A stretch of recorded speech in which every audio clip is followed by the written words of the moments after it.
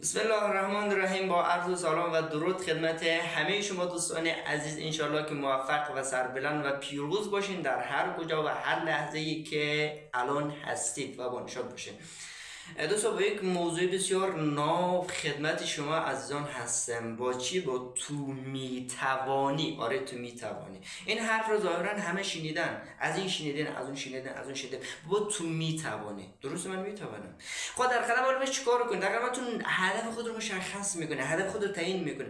وقتی هدف تو تعیین کردی، هدف تو مشخص کردی، قدم اول رو برداشتی.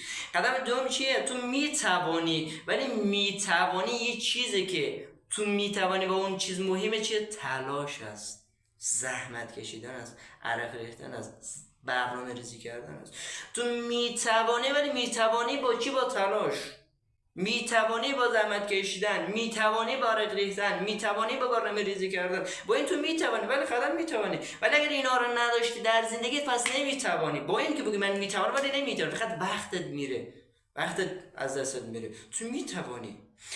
ولی خب چیکار میکنه؟ خداوند میگه وقتی که تو مثلا هدف خودت مشخص میکنه، هدف خودت تعیین میکنه، تو میتوانی. ولی در این مسیر هدف فراز و نشیب خود رو داره، بالا پایین خود رو داره و نباید تو خودت رو از دست بدی. خداوند قشنگ میگه ولا تهینوا ولا تحزنوا و انتم الاعلون ان کنتم مؤمنین. یعنی تو میتوانی، ولی در این مسیر اگر شرایط بالا پایین شد، ولا تهینوا، سوس نشو، ولا تحزن و غمگین نشو و من نمیتوانم، ناامید شوی. و انتم الاعلون، یعنی شما موفق هستین، پیروز هستین. شرط داره، یعنی شرطی هست دیگه، شرط داره. ان کنتم، اگر مؤمن بودی، اگر خود باور داشتی، اگر ایمان داشتی، اگر محکم بودی، اگر استوار بده در این مسیر، قطعا تو میتوانی. اگر تمامی هدف، تمامی فکر و ذکرت رو هدف زوم بود، قطعا تو میتوانی.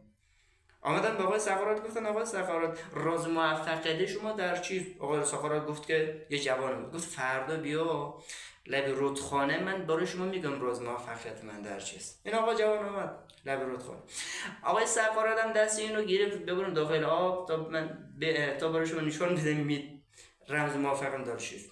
گفت خدایا چیکار میخواد با ما بکنه؟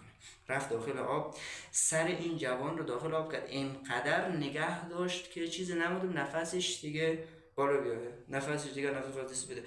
آمد سر وقتی که آقای سقراط فهمید که داره نفسهای آخر خود رو میکشد، رهایش کرد، آزادش کرد، سر خورد بالا.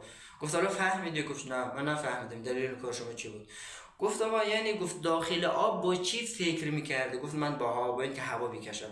گفت در مسیر رسیدن به هدفم باید اینطور باشه. یعنی چی؟ یعنی کلا هدف، کلا ذکرت، فکرت، همهشون رو زوم کنه رو هدف. فقط باید با هدف فکر کنه. با این تو میتوانی و الا نمیتوانی. پس میتوانی بشر مشروط بر این که تلاش کنی و همه حواس خود را صرف اون هدفت کنی. پس میتوانی.